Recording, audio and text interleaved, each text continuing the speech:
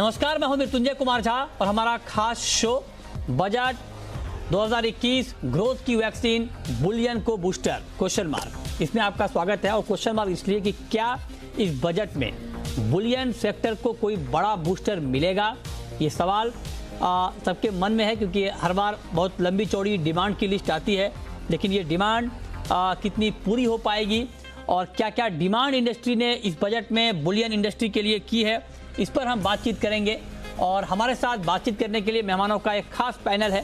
हमारे साथ हैं Prithviraj Kothari, India Boolean and jewellers association के प्रेसिडेंट हैं। हमारे साथ आशीष पेठे हैं, जेम्स एंड ज्वेलरी काउंसिल के चेयरमैन हैं। और साथ ही हमारे साथ शिवांशु मेहता हैं, एमसीएक्स के बुलियन हेड हैं। आप तीनों मेहमानों का बहुत बहुत स्वागत है इस खास चर्चा में। और चर्चा की शुरुआत आशीष पेठे जी आपसे मैं करना चाहूँगा, क्योंकि बहुत ही लंबी चौड़ी डिमांड इंडस्ट्री की तरफ से की गई है। और जो सबसे बड़ी डिमांड है वो ये कि इंपोर्ट ड्यूटी गोल्ड पर घटाई जाए और 12.5% से घटाकर 4% तक भी करने की मांग की गई है। मैं आपसे जानना चाहता हूं कि क्या ये जो डिमांड इंडस्ट्री की तरफ से की जा रही है, आपकी कुछ बातचीत हो पाई है? क्या ये संभव है कि इस बजट में सरकार गोल्ड पर इंपोर्ट ड्यूटी कम कर दे, ताज़ा हालात को देखते हुए? नमस्कार सबको। हमारी काउंसिल और बहुत सारी एसोसिएशंस पिछले कई वर्षों से ये मांग कर रही है कि गोल्ड में जो इंपोर्ट ड्यूटी है वो बहुत ज़्यादा है, वो कम होनी चाहिए। मैं आपको उसका एक छोटा उदाहरण देता हूँ कि अराउंड 2012 में इंपोर्ट ड्यूटी 1% थी, जब रेट 25,000 के आसपास था। तो इंपोर्ट ड्यूटी की जो मात्रा थी वो लगभग 500 रुपये के आसपास थी।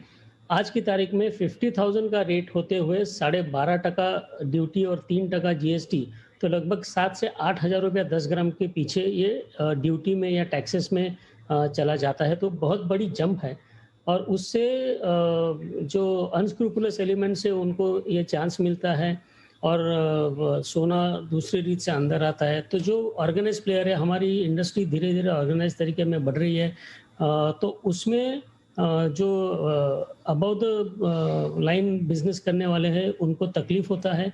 और आज की तारीख में करंट अकाउंट डेफिसिट एकदम कंफर्टेबल है। तो I think this is the best time और मुझे लगता है कि गवर्नमेंट इस बार हमारी बात ज़रूर मानेगी। तो आपको इस बात की पूरी उम्मीद है कि सरकार इस बार आपकी बात को सुनेगी और आपने जो डिमांड की है ड्यूटी को लेकर सरकार उसको मानेगी। कोठारी जी भी हमारे साथ जुड़े हैं। कोठारी जी, मेरा आपसे सवाल ये होगा कि हर बार ये दलील इंडस्ट्री की तरफ से दी जाती है कि इंपोर्ट ड्यूटी में कमी की जाए, क्योंकि ज़्यादा इंपोर्ट ड्यूटी से स्मगलिंग के रास्ते गोल्ड आता है और सरकार को भी नुकसान होता है। तो क्या इस बार आप लोग सरकार को कन्विंस करने में कामयाब हो पाए हैं? इंपोर्ट ड्यूटी को लेकर क्या रिस्पांस मिला है? डिमांड तो हर बार होती है सर। मेरा जानने में इंटरेस्ट, मतलब मेरा ये इंटरेस्ट है जानने में, या मैं ये जानना चाहता हूं कि क्या सरकार इसको लेकर वाकई गंभीर है और इस बजट में कुछ हो सकता है क्या? देखिए, सरकार गंभीर है। सरकार से हम लोग हर एसोसिएशन ने मिलकर रिप्रेजेंटेशन किया हुआ है कि कस्टम ड्यूटी से बहुत बड़ा इफेक्ट आ रहा है। ये नहीं कह सकते कि स्मगलिंग उसके हिसाब से बढ़ जाएगी, पर अभी अनऑर्गेनाइज हिसाब से इसे बढ़ रही है। पर फिर धीरे धीरे अगर यही कस्टम ड्यूटी रही तो ऑर्गेनाइज सेक्टर भी इसमें आ सकते हैं। तो हम सरकार से काफ़ी अनुरोध करते हैं, उनको हम डेटा भी प्रोवाइड करते हैं कि भाई नेबर कंट्री में पहले कितना इंपोर्ट होता था, अब कितना इंपोर्ट हो रहा है। तो उनका 4 फोल्ड उनका बिजनेस बढ़ गया है और नेबर कंट्री पैसा बना रही है। तो हम लोग गवर्नमेंट को A to Z डेटा भी प्रोवाइड करते हैं, प्लस वर्ल्ड गोल्ड काउंसिल से डेटा लेके हम गवर्नमेंट को देते हैं, उनसे डिस्कस करते हैं कि कम से कम ड्यूटी कम की जाए, ताकि हमारी इंडस्ट्री जो आज इतनी बड़ी बढ़ गई है, आज 650-700 टन इंपोर्ट कर रहे हैं, पूरा 99.99 बिजनेस ऑर्गेनाइज हो गया है। तो अब कहीं ना कहीं पे ये जो इंटरनेशनल मार्केट और डोमेस्टिक मार्केट के बीच में इतना बड़ा जो एक गैप है, जैसे पेटे साहब ने अभी कहा कि इतना गैप जो है वो कहीं ना कहीं पे उसको अपने को कम करना चाहिए। नहीं तो हमारी जो इंडस्ट्री है, जो हैंडमेड इंडस्ट्री है, जो मशीन में, उसमें काफ़ी इफेक्ट आएगा और लोग आके खरीद के यहाँ पे वापस आ जाएंगे, उनको टिकट भी फ्री हो जाएगा और उनको घूमना भी हो जाएगा। तो इस तरह की बहुत सी ऐसी एक्टिविटी हो जाए जो आप कोविड की वजह से अभी फिलहाल बंद है। तो मेरे हिसाब से गवर्नमेंट को चाहिए कि एटलीस्ट 8% से 6% के बीच में अगर कहीं ना कहीं कस्टम ड्यूटी होती है तो पूरा बिजनेस अपना पूरा का पूरा बिजनेस ऑर्गेनाइज हो जाएगा और अभी इंटरनेशनल मार्केट से डोमेस्टिक मार्केट में गोल्ड फिर सेम रेट पे हो जाएगा। तो मेरी यही रिक्वेस्ट है कि गवर्नमेंट से हम लोग ने रिक्वेस्ट की है कि कम से कम पूरा डेटा देने के बाद में कि एटलीस्ट इसके ऊपर एक बार सोचा जाए। और गवर्नमेंट पॉजिटिव है ना, इतना जल्दी है, बट गवर्नमेंट कहते हैं कि हम लोग इसके ऊपर विचार करेंगे। उन्हें खुद पता है, उनके पास खुद के पास डेटा है, उनकी एजेंसी इतनी लगी हुई है। तो मेरे हिसाब से गवर्नमेंट कहीं ना कहीं ड्यूटी कम करके जीएसटी को बढ़ा सकती है, ऐसा मेरा मानना है। अच्छा, मतलब आपको ये लग रहा है कि सरकार ड्यूटी को कम कर देगी और जीएसटी के जरिए जीएसटी बढ़ा देगी, ठीक है। लेकिन अब शिवांशु मेहता जी, मैं आपके पास आना चाहता हूं और एमसीएक्स पर बुलियन की सबसे ज़्यादा ट्रेडिंग, मतलब आपका एक्सचेंज बुलियन का सबसे बड़ा एक्सचेंज है इंडिया में। मैं जानना चाहता हूं कि एक्सचेंज पर बुलियन मार्केट को और अच्छा रिस्पांस मिले, पार्टिसिपेशन बढ़े, इसके लिए एमसीएक्स को इस बजट में क्या उम्मीद है, खास करके बुलियन प्रोडक्ट के लिए?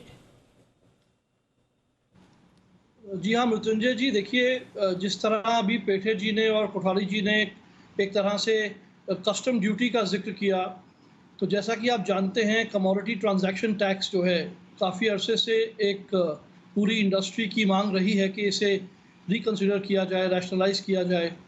देखिए, जो लार्जर इकोनॉमिक पर्पस होता है एक कमोडिटी प्लेटफॉर्म का, फ्यूचर्स एंड ऑप्शंस का, वो सिर्फ ट्रेड एंड स्पेकुलेशन नहीं होता है, वो हेजिंग का उसके अंदर एक बहुत बड़ा रिस्क मिटिगेशन और बुलियन एंड ज्वेलरी इंडस्ट्री को एक इन चीज़ों का जरिया देना, ये एक बहुत बड़ा एस्पेक्ट रहता है कमोडिटी डेरिवेटिव्स का। तो अगर आप देखेंगे कि एक तरफ आरबीआई के सर्कुलर के बाद ओवरसीज़ हेजिंग जिसमें कि गोल्ड की मना की गई, बहुत ही अच्छे से हमारे प्लेटफॉर्म पे हमारे कॉन्ट्रैक्ट्स ने उस ओपन इंटरेस्ट को उन कॉरपोरेट्स के एब्जॉर्ब कर लिया है। तो साथ ही साथ ट्रांजैक्शन कॉस्ट जो है सीटीटी में का जो कंपोनेंट ट्रांजैक्शन कॉस्ट का है, अगर आप इंटरनेशनल एक्सचेंजेस से प्लेटफॉर्म से कंपेयर करें तो वो काफ़ी सिग्निफिकेंट है। तो अगर हमें हेजिंग एफिशिएंसी को, ऑर्डर बुक की सेहत को, लिक्विडिटी को बरकरार रखना है ताकि एक छोटे से स्प्रेड पे एक हेजर को अपनी पूरी रिस्क का निवारण करने का मौका आसानी से एफिशिएंट मिले, तो ये ज़रूर एक मांग रही है सबकी के सीटीटी को के बारे में एक बार ज़रूर सोचा जाए। अगर आज 40 रुपये पर लाख का इवन मेंबर ब्रोकरेज को मिला के ट्रांजैक्शन का स्ट्रक्चर है कॉस्ट का, तो उसमें से आप जानते ही हैं कि सीटीटी जो है 1000 रुपये करोड़ है सेल साइड पे, तो 10 रुपये का इम्पैक्ट एक बाय सेल में इसी का अकेले का आ जाता है। अच्छा। तो in larger interest of the industry इसे एक बार इस रूप से देखा जाए। ठीक है, तो आप कह रहे हैं कि ये बहुत ज़रूरी है कि सीटीटी को कम किया जाए, क्योंकि इससे कहीं ना कहीं जो वॉल्यूम है वो कम हो रहा है, ट्रेड कम हो रहा है। लेकिन कोठारी जी, अब मैं आपसे एक और महत्वपूर्ण सवाल पूछना चाहता हूं, और वो सवाल ये है कि ये भी डिमांड हो रही है कि जो 2 लाख की लिमिट है, जो अभी ये है कि 2 लाख से अगर आप ज़्यादा की बाइंग करते हैं ज्वेलरी, तो वहाँ पर तमाम तरह के केवाईसी या आपको डिटेल देने पड़ते हैं कैश में अगर आप परचेज करते हैं। क्या ये लिमिट भी आप लोगों के हिसाब से बढ़नी चाहिए? इसकी भी कुछ डिमांड आप लोग कर रहे हैं, या अभी जो मौजूदा नियम है वो ठीक है? देखिए, मौजूदा नियम 2 लाख में आप देखा जाए, जैसे रुपी डेप्रिसिएट एवरी ईयर होती है, जैसे अगर आप इंटरनेशनल मार्केट में देखोगे तो यूएस के अंदर $9,000 का है, ब्रिटिश पाउंड में अगर अपना यूके में देखोगे तो वहाँ पे 5,000 ब्रिटिश पाउंड के लिए अलाउ करते हैं कैश में अंदर। तो इसी तरह अगर आप वैल्यूशन के वाइज देखने जाएंगे तो 2 लाख रुपए में I think almost less than $3,000 हो जाता है। तो मेरे हिसाब से एटलीस्ट 5 लाख रुपए तक का उनको फ्री अनाउंस करना चाहिए। हम लोग ने ये भी मांग की है कि 5 लाख तक का अनाउंस करना चाहिए, और पीएमएलए जो लगाया हुआ है कि 10 लाख के ऊपर, वो पूरी तरह उसको इस ज्वेलरी और जेमिन ज्वेलरी सेक्टर से उसको पूरा हटा दिया जाना चाहिए। तो हम लोगों ने ये 2 मांग की है कि 2 लाख से हो तो अगर 5 लाख किया जाए, और पीएमएलए जो इन्होंने इंट्रोड्यूस किया था जो 10 लाख के ऊपर है, उसको पूरी तरह से इस सेक्टर से रिमूव कर दिया जाए। रिमूव कर दिया जाए सर? अगर काम काज साफ सुथरा है, अगर ठीक तरीके आप लोग ये कह रहे हैं कि बहुत ट्रांसपेरेंट है और ज्वेलरी में कोई गड़बड़ नहीं हो रही है इस मार्केट में, तो अगर सब कुछ बहुत ही दूध की तरह साफ है, सफ़ेद है, तो फिर अगर लिमिट लगा भी दी गई है तो इसमें दिक्कत क्या है, परेशानी क्या है सर? आपका सवाल एकदम वाजिब है। मैं आपको बताता हूँ कि 70% जो गोल्ड आज की डेट में जो बिकता है वो पूरा रूरल एरिया में गोल्ड बिकता है। अगर आप देखोगे तो प्लेन गोल्ड ज्वेलरी बिकती है और मोस्टली इसमें एग्रीकल्चर इनकम वाले बहुत से लोग ज़्यादा खरीदने आते हैं। मैं ऐसा नहीं कहता हूँ कि इसमें गलत होता है, पर मोस्टली जो परचेज 70% अगर आप गोल्ड देखोगे तो वैसी परचेजिंग होती है, उनकी खरीदी होती है, कॉप्स के टाइम में उनकी खरीदी, तो उनके लिए कहीं न कहीं ये दिक्कत काफ़ी भारी मात्रा में आती है। सोना खरीदी rural area, tier 5, tier 6, tier 4, tier 4, 3 city, ये लोग काफ़ी भारी मात्रा में सोना खरीदते हैं और जो जिनका टैक्स फ्री इनकम होती है, तो उनके लिए यही मैं कहना चाहता हूँ कि आप उसको गलत रीत से, इसको पूरा सेक्टर को एक पूरा गलत नज़रिए से लोग देखते हैं। बाकी ऐसा इसमें बिल्कुल नहीं है। आज जो जितना सिस्टमेटिक काम हो रहा है, हॉलमार्किंग ज्वेलरी इंट्रोड्यूस हो गई है, हम लोग इसके अंदर बहुत सी नई नई चीज़ इंट्रोड्यूस करते जाते हैं ताकि गवर्नमेंट को किसी भी तरह से किसी व्यापारी को या खरीदार को कहीं पे कोई तकलीफ नहीं होए, कहीं भी डिपार्टमेंट का रूल्स एंड रेगुलेशन को हम नहीं तोड़े। इस तरह की हम लोग पूरी व्यवस्था कर रहे हैं। पर 2 लाख रुपए में आप अगर देखोगे तो 2 लाख रुपए में लेस देन 30 ग्राम सोना आता है, जिसकी वैल्यू इतनी बढ़ गई है। गोल्ड इंटरनेशनल प्राइस भी बढ़ गया है, रुपये अपना 73 के ऊपर चल रहा है, कस्टम्स ड्यूटी भी ऊपर है, तो उसकी धीरे धीरे वैल्यू अपनी वैल्यू घटती जाती है और गोल्ड की मात्रा भी फिर घटते जाती है। और 30 ग्राम सोने में ना कोई सेट आता है, ना कोई चैन आती है, ना कोई बैंगल आती है। तो आप कह रहे हैं क्योंकि गोल्ड के दाम बढ़ गए हैं तो 2 लाख की लिमिट बहुत कम है और इसमें बहुत कम गोल्ड आता है। लेकिन इस पर मैं आपका भी व्यू जानना चाहता हूं आशीष पेठे जी, आपके हिसाब से कितनी लिमिट होनी चाहिए? कोठारी जी कह रहे हैं कि 2 लाख की लिमिट बहुत कम है और चूंकि गोल्ड के दाम बहुत बढ़ गए हैं तो उसमें बहुत कम गोल्ड आ पाता है। तो आप लोगों ने क्या रिकमेंड किया है? जेम्स एंड ज्वेलरी काउंसिल ने क्या रिकमेंड किया है इसको लेकर के, इस मुद्दे पर?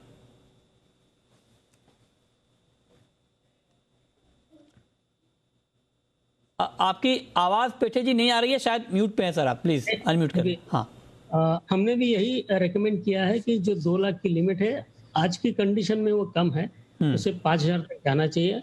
हालांकि आज के तारीख में हर एक ज्वेलर 2 लाख की लिमिट को पूरी तरह से निभा रहा है। हर एक कस्टमर का पैन कार्ड 2 लाख के ऊपर ट्रांजैक्शन का ले रहा है। लेकिन जैसे कोठारी जी ने कहा, मैं आपको एक सिंपल उदाहरण देता हूँ। कोई गांव में महिला हर महीने थोड़ा थोड़ा सोना लेके 40 ग्राम का कोई मंगलसूत्र बनाती है, तो वो इजीली 2 लाख के ऊपर ये चला जाता है। तो उसके बाद उसके पास से पैन कार्ड मांगेंगे, नंबर 1। अगर उसको शादी में कोई गिफ्ट आया है स्त्रीधन, वो जाके एक्सचेंज करके अगर नया सोना लेती है तो आज के जीएसटी कानून के हिसाब से उसे पुराना सोना बेचना पड़ेगा और नया ज्वेलरी खरीदना पड़ेगा। तो वो ट्रांजैक्शन वापस 2 लाख के ऊपर चला जाएगा, तब भी उसे पैन कार्ड देना लाजमी हो जाएगा। तो ये आज प्रैक्टिकल नहीं है, क्योंकि जब 2 लाख का ये लिमिट लगा था तब सोना 20-25 हज़ार के लेवल पे था और डॉलर 60 के आसपास था।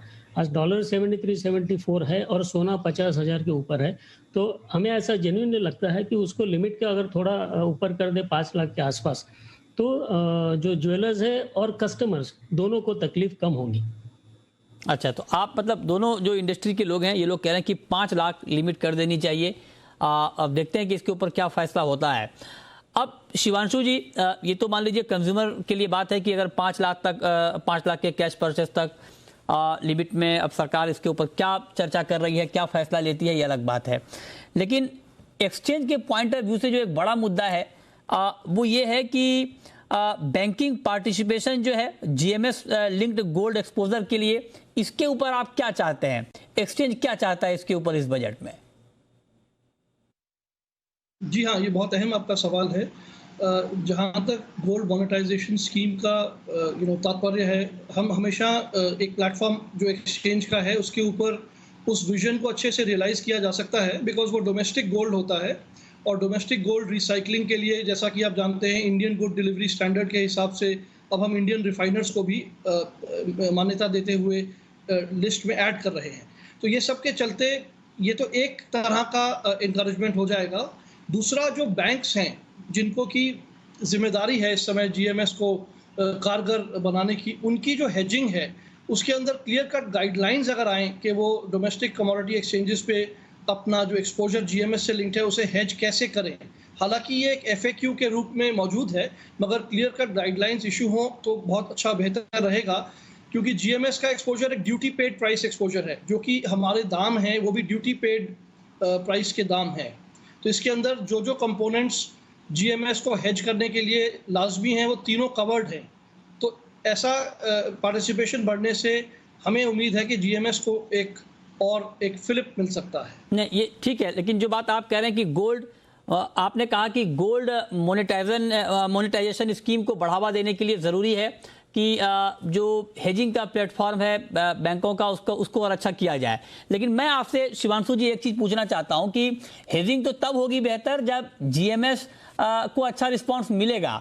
अब तक के कोई डेटा आपके पास हो या कोई आंकड़ा हो जो आप बताना चाहें कि जीएमएस को कैसा रिस्पांस मिल रहा है? क्योंकि कुछ लोगों की ये शिकायत है कि भारत में इस तरह का प्रयोग इस फॉर्म में शायद कामयाब ना हो, क्योंकि किसी का गोल्ड घर से निकल जाए और बाद में गोल्ड ज्वेलरी मेल्ट हो जाए और उसको किसी और फॉर्म में मिले या पैसे मिल जाए, तो यहाँ पे लोगों का इतना अटैचमेंट होता है ज्वेलरी के साथ में, बुलियन के गहनों के साथ में, कि ये प्रयोग शायद उस तरह से सफल ना हो। तो आपको नहीं लगता कि हेजिंग के साथ साथ जो अभी जीएमएस का फॉर्म है, जो गोल्ड मोनेटाइजेशन स्कीम का जो फॉर्म है, उसमें भी बदलाव करने की जरूरत है? वो जो आपका सवाल है वो एक जनरल सवाल सबके लिए रहेगा। यस, मेरा ख्याल है उसके ऊपर ऑलरेडी एक सोच, एक विचार ज़रूर चल रहा है कि पूरी चेन को कैसे बैठाया जाए। बट एक बात तो सही है कि अगर रिसाइकलिंग को इम्प्रूव करना है और उसको एक माध्यम देना है, तो मैं इतना कहना चाहता हूं कि जो एक्सचेंज के अंदर अब हम इंडियन रिफाइनर्स को ला रहे हैं, उससे एक बहुत बड़ा वो माध्यम तैयार हो जाएगा कि लोग अपने गोल्ड को मेल्ट करवाकर उसे एक्सचेंज ग्रेड बनवाकर एक्सचेंज पे डिलीवर भी कर सकते हैं। तो एक तरह की ये एक मोनेटाइजेशन ही हो गई। अगर कोई एक्सचेंज के फ्यूचर कॉन्ट्रैक्ट्स को देखता है तो एक तरह का वो फाइनेंसिंग और मोनेटाइजेशन का जरिया बन जाता है। ठीक है कोठारी जी, अब मेरा आपसे सर अगला सवाल ये होगा कि जहां तक मुझे याद है कि 2018 के बजट में गोल्ड स्पॉट एक्सचेंज बनाने का ऐलान हुआ था, लेकिन अब तक ये नहीं बन पाया है। इसको लेकर कुछ आप लोग चाह रहे हैं या इसको लेकर आप लोगों ने कुछ कहा हो कि इसके ऊपर काम तेज हो, या कुछ नई बात आप लोगों ने बताई हो, फीडबैक दिया हो? क्या सिचुएशन है अभी गोल्ड स्पॉट एक्सचेंज को लेकर, और इस बजट में आप लोग इसको लेकर क्या चाहते हैं?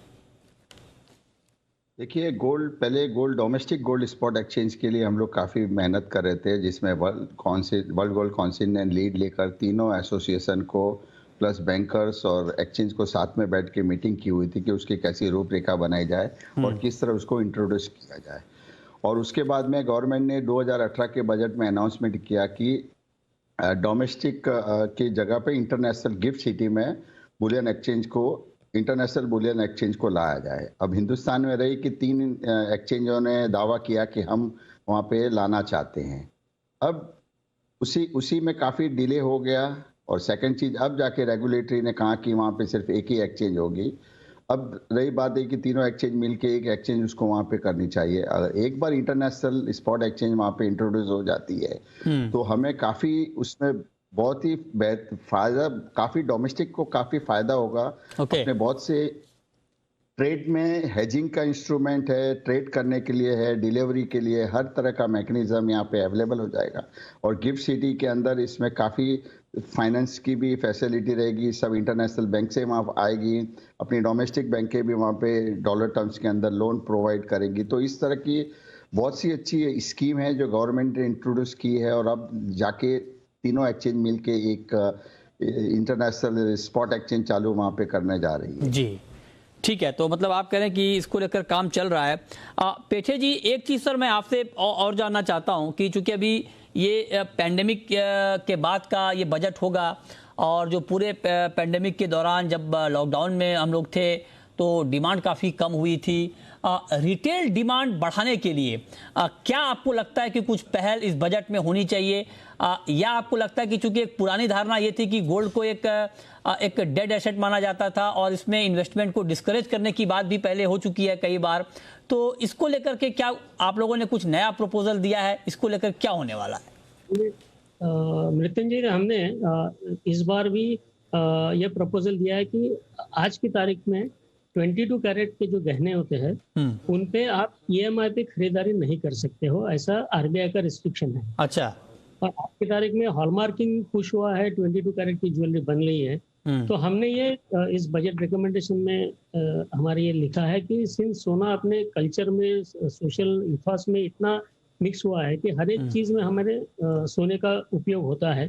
और पैंडेमिक जैसे आपने कहा कि कस्टमर बेस धीरे धीरे कम हो गया है, तो उनको अगर वापस आना है, और पैंडेमिक में 40,000 से स्ट्रेट 50,000 तक भाव पहुंच गया है, तो वो उनके रीच के बाहर गया है। अगर हम ईएमआई में बाकी एसेट से, प्रॉपर्टी हो या गाड़ी हो या बाकी कोई एक्सपेंसिव प्रीमियम चीजें अगर हम अलाउ करते हैं, तो सोना ऐसी चीजें वो इन्वेस्टमेंट भी है और घर में सिक्योरिटी लाता है, तो उसको हमें ईएमआई में अगर अलाउ करते हैं तो उससे 2-3 चीजें होगी। एक तो जो डिजिटल ट्रांजिशन हमें होना चाहिए वो हो जाएगा, जो डिमांड है वो किक स्टार्ट हो जाएगी कि चलो आज हम खर्चा कर लेते, धीरे धीरे जैसे ही पैंडेमिक से बाहर आ जाएंगे हम धीरे धीरे पैसा कर सकते हैं। और ये डिजिटलाइजेशन होने से इंडस्ट्री को ऑर्गेनाइज होने में और ज़्यादा फायदा मिलेगा और ये इंडस्ट्री धीरे धीरे ग्रो कर जाएगी। और इससे जो एम्प्लॉयमेंट में अभी पैंडेमिक से जो थोड़ा बड़ा सा क्वेश्चन मार्क लगा है, तो ये डिमांड आने से एम्प्लॉयमेंट में भी थोड़ी सी राहत मिलेगी। तो ये हमने एक स्ट्रांगली ईएमआई के लिए हमने सरकार को रिक्वेस्ट किया। जी, ये आपने बहुत नई मांग बताई है, नई बात बताई है, जिससे कि कंज्यूमर को, जो लोग गोल्ड की ज्वेलरी खरीदते हैं, उनको थोड़ी राहत हो कि ईएमआई पर उनको और यहाँ पर राहत मिले खरीदने के लिए। लेकिन एक सवाल शिवांशु जी आपसे होगा, हो सकता है कि बजट में ये सवाल बजट के लिए फिट ना हो, लेकिन आगे पीछे ही सही अगर सरकार की तरफ से इसके ऊपर कुछ फोकस किया जाता है तो ये आपके लिए बेहतर होगा। एक्सचेंज बेस्ड ट्रांजैक्शन के लिए आईजीएसटी को लेकर के आप लोगों की क्या डिमांड है? आईजीएसटी को लेकर शिवांशु जी। जी हाँ, ये एक आपने अहम सवाल रखा है, क्योंकि जो आशीष भाई भी कह रहे हैं कि रिटेल के लिए हमने एज ए निवेश सोने और चांदी के लिए जो आइडियल प्रोडक्ट्स हैं वो रिसेंटली लॉन्च किए हैं। ठीक है। जैसे कि 1 ग्राम गोल्ड, दुनिया में पहला कॉन्ट्रैक्ट ऐसा है, 1 ग्राम गोल्ड सक्सेसफुल है। हाँ। 32,000 ऐसे पॉइंट हो चुके हैं। ओके। और 32 टन चांदी, 1 किलोग्राम बार फॉर्म में 32 टन चांदी लॉकडाउन पीरियड के शुरू होने से अब तक डिलीवर हो चुकी है। ठीक है। तो लेकिन इन रिटेल को सिर्फ एक प्रोडक्ट डिजाइन सक्सेस कहना नहीं चाह रहा हूं मैं। मेरे कहने का मतलब है इन्हें आगे ले जाने के लिए जो जीएसटी के एस्पेक्ट्स हैं, यानी कि जो प्लेस ऑफ सप्लाई का रूल है, हमारा ये इसमें सोच रहा है कि आईजीएसटी को इम्पोज करना जो है एक्सचेंज के ट्रांजैक्शंस पे, वो बहुत बेहतर एक सजेशन रहेगा, ताकि हर बड़े छोटे गांव कस्बे से भी कोई एक्सचेंज की डिलीवरी लेने आता है नियरेस्ट डिलीवरी सेंटर से, तो वो आईजीएसटी के बिल्स को लेके उसकी मूवमेंट करके, चाहे वो किसी भी स्टेट से हो, उसको ले जा सकता है। तो इससे छोटे बड़े ज्वेलर्स को आसानी होगी और छोटे बड़े निवेशकों को आसानी होगी। ठीक है, ये एक अच्छी डिमांड आपने रखी है। बहुत शुक्रिया शिवांशु जी आपका, पृथ्वीराज कोठारी जी आपका और आशीष पेठे जी आपका हमारे साथ इस खास चर्चा में जुड़ने के लिए और बताने के लिए कि बजट में बुलियन इंडस्ट्री को क्या चाहिए और क्या मिल सकता है।